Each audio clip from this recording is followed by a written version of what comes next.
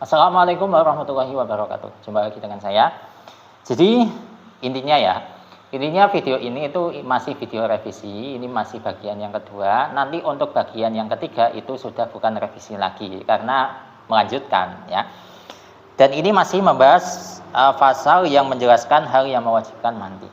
Jadi itu untuk mukadimahnya.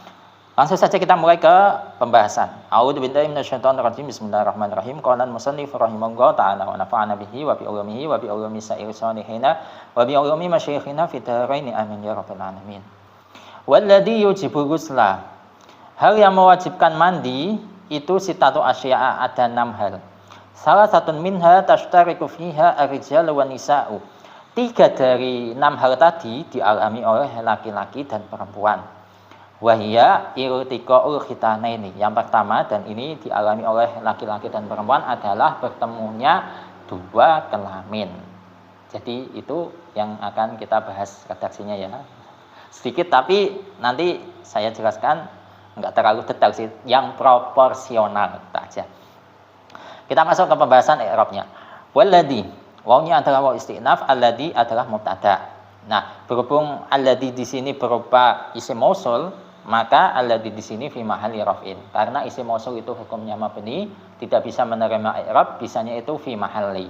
Nah, berhubung mubtada itu adalah rafa hukumnya, maka alladzi di sini fi mahalli raf'in. Kemudian yujibu adalah fi'il mudhari' yang mana dia mengikuti wazan af'ala yuf'ilu ya. Yujibu. Untuk fa'il dari yujibu adalah dhamir mustatir, takdirannya huwa, dan huwa ini kembali ke allati. Nah, sekaligus yujibu ini adalah silahnya allati. Silah yang berupa jumlah fi'liyah. Dan untuk dhamir mustatir huwa tadi itu berhubung kembali ke allati, maka dhamir ini juga punya posisi sebagai a'id ya. Selanjutnya al-ghusla adalah maf'ul bih atau maf'ul saja ya. Jadi maf'ul bih atau maf'ul saja itu. Tapi kalau maf'ul mutlak, maf'ul fa'il, maf'ul maha itu maf'ul yang beda. Tapi kalau disebut maf'ul, maka itu adalah kembalinya ke maf'ul bih itu.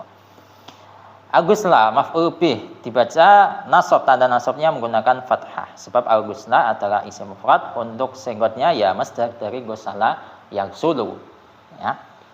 Atau kalau tidak disebut sebagai masdar, bisa juga disebut sebagai isim jamid tapi yang maknawi ya, isim jamid yang maknawi, bukan isim jamid yang dati atau yang hakiki. Kalau isim jamid yang dati atau yang hakiki itu contohnya seperti protokol, karena memang lafadz itu tidak punya tasrifan sama sekali. Protokol jero, apa tasrifannya? Kan nggak ada gitu. Tapi kalau isim jamid yang maknawi itu adalah ngambilnya dari masdar, dari sebuah tasrifan. Selanjutnya sitatu asya'a adalah khabar dari alladzi, dibaca rafa, tanda rafanya menggunakan dhammah pada sitatu, pada mudhofnya. Sebab di sini berupa idhofah, sitatu sebagai mudhof, asya'a sebagai mudhof ilaih ya. Dan di sini juga berupa adat ma'dud, sitatu sebagai adatnya, asya'a sebagai ma'dudnya ya. Di situ sitatu ditambah ta, sebab ma'dudnya yang lafadz asya'a, kalau kita lihat bentuk mufradnya kan syai'un. Syai'un itu mudzakkar. Nah, berhubung ma'dudnya itu mudzakkar, maka adatnya dikasih tambahan ta. Dan ini berlaku untuk adat 3 sampai 10 ya. Salah satu bita'i kullil asyrah itu yang bait pertama bab adat. Dan untuk asya'a ini dibaca jar ya, karena posisinya sebagai mudhof ilaih, dan untuk tanda jarnya menggunakan fathah. Sebab asya'a adalah isim ghair munsharif yang mana ma'na munsharifnya adalah alif ta'nis. Ya, sebagaimana bait alfiyah wa alif ta'nisi mutlaqan mana sarfal ladhi hawahu kaifama waqa. Selanjutnya, bukan salah satu saja sih, tapi salah satu minha tashtariku fiha ar-rijalu. Jadi jumlah ini. Nah, jadi jumlah ini posisinya sebagai sifat atau naat dari sitatu asya'a, yaitu naat atau sifat yang berupa jumlah, dan di sini adalah jumlah ismiyah. Jadi kalau dimaknani salah satu kang utawi telu minha saking sitatu asya'a tashtariku iku sekuton fiha ing dalam salasa sapa arijalu wong lanang, wanisa'u lan wong wadon. Selanjutnya seperti itu. Jadi kang utawi. Nah, kalau kita perjelas satu persatu, sifat yang berupa jumlah ini salah satu itu mubtada, dibaca rafa, tanda rafanya menggunakan dhammah. Nah, pertanyaan kalian yang bagi pemula, loh, kenapa kok salah satu itu menjadi mubtada? Kan salah satu itu isim nakirah, padahal baitnya jelas wala yajuzu ibtida' binakirah. Ya, tidak boleh membuat mubtada dari isim nakirah. Dan pertanyaannya seperti itu. Nah, ini dijawab salah satu itu memang isim nakirah, tapi dia nakirah yang mufidah karena setelahnya ada lafadz minha. Tiga dari mana? Tiga dari sitatu asya tadi. Jadi menjadi nakirah yang mufidah, memberikan faedah. Jadi ini dibahas di bait selanjutnya.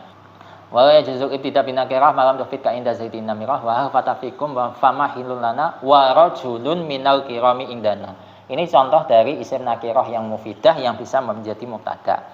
Rajulun minal kirami indana. Rajulun itu menjadi mubtada, tapi dia berupa isim nakirah tapi mufidah. Tapi banyak tapinya. Rajulun dia isim nakirah posisinya sebagai mubtada, dan rajulun di situ isim nakirah tapi nakirah mufidah karena setelah lafadz rajulun ada redaksi apa tadi, rajulun minal kirami, ada lafadz minal kirami. Jadi laki-laki itu laki-laki yang gimana? Rajulun laki-laki yang minal kirami, termasuk orang-orang yang mulia.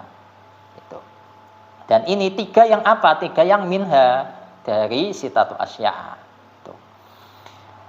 Dan salah sah kalau ditanya senggotnya apa? Senggotnya ya dia memang isim yang menunjukkan bilangan, isim yang menunjukkan adat. Ya. Tapi kalau saya screenshotkan bagian ini, di situ dijelaskan bahwa salah satu itu isim mufrad. Ya maksudnya isim mufrad di situ itu bukan isim yang punya makna satu. Salah kan artinya tiga ya. Maksudnya itu dia itu bukan isim tasniyah, juga bukan isim yang jamak. Gitu maksud dari isim mufrad. Itu ya. Selanjutnya minha. Ini jar majrur, tapi istilah saya itu bukan jar majrur, tapi huruf jar dan isim dhamir yang fi mahalli jarrin. Itu yang tepat menurut saya. Nah, selanjutnya tashtariku. Sebenarnya bukan tashtariku saja, tapi tashtariku fiha ar-rijalu. Ya, jadi jumlah apa ini? Jumlah fi'liyah ini. Ini menjadi khobarnya salah satu. Nah, berhubung khobarnya di sini berupa jumlah, maka jumlah ini fi mahalli raf'in. Itu ya. Nah, kalau kita perjelas satu persatu jumlah ini, tashtariku itu fi'il mudhari, ya, mengikuti wazan ishtaraka yashtariku. Ya. Selanjutnya fiha ini adalah huruf jar dan isim dhamir yang fi mahalli jarrin. Kemudian ar-rijalu ini menjadi fa'il dari tashtariku. Ya, dibaca rafa, tanda rafanya menggunakan dhammah sebab ar-rijalu adalah jamak dari rajulun. Seperti itu. Selanjutnya wan nisa'u adalah wawnya waw ataf, kemudian anisa'u adalah maktuf, untuk maktuf alaihnya adalah lafadz ar-rijalu. Tuh. Untuk senggotnya anisa'u itu, nah ini yang unik dari lafadz anisa ya.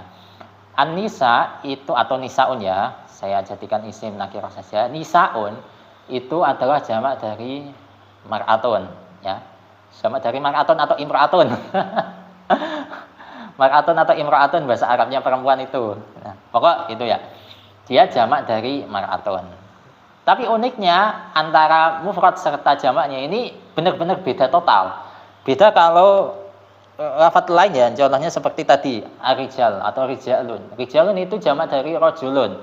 Masih ada persamaan lah ya, ro, jim, lam. Itu hurufnya masih utuh semua. Tapi kalau mer'atun tiba-tiba berubah menjadi nisaun, itu kan berubah 180 derajat banget. Ya. Jadi ini keunikan dari nisaun ya, nisaun atau perempuan ya. Nah, mungkin di antara kalian ada yang bertanya, "Loh, Mas, kok kenapa seperti itu?" Nah, pertanyaan itu silahkan kalian lontarkan kepada itu guru besar bahasa Arab saja yang bisa menjawab. Ya, jangan kepada saya. Ya, ini masih belum kelas saya. Tapi kalau boleh berangan-angan, jadi selain mar'atun, bahasa Arabnya perempuan itu kan bisa apa itu niswatun. Waqala gimana itu di Al-Qur'an itu ada kalau nggak salah lafadz niswah. Ya, niswatun, makanya ada bentuk nisaun. Selanjutnya, wahia iltiqaul khitanaini. Wawnya di situ adalah waw haliyah, kemudian hiya iltiqaul khitanaini. Ini adalah jumlah ismiyah yang posisinya sebagai hal. Hal dari mana? Hal dari salah satu minha. Ya. Nah, di sini kenapa kok menjadi hal? Karena jumlah ismiyah ini diawali dengan dhamir, yaitu hiya. Yang mana dhamir ini kembali ke sahibul hal. Sahibul halnya adalah salah satu minha tadi. Nah, kalau ini kita perjelas satu persatu, hiya adalah mubtada. Tapi di sini berupa isim dhamir sehingga hiya di sini fi mahalli raf'in, gitu ya. Selanjutnya iltiqaul khitanaini ini menjadi khobarnya hiya, dibaca rafa, tanda rafa'nya menggunakan dhammah pada iltiqau, pada mudhofnya. Sebab di sini berupa idhofah, iltiqau sebagai mudhof, al khitanaini sebagai mudhof ilaih. Iltiqau itu adalah masdar dari iltaqa, yaltaqi, iltiqaan. Kemudian al khitanaini itu adalah isim tasniyah. Ya, yang dibaca jar, tanda jarnya menggunakan ya. Itu ya. Jadi itu untuk pembahasan kita kali ini. Wallahu a'lam bishawab. Semoga ini bermanfaat untuk kalian, dan insya Allah untuk bagian selanjutnya akan kita lanjutkan di kesempatan selanjutnya. Wassalamualaikum warahmatullahi wabarakatuh.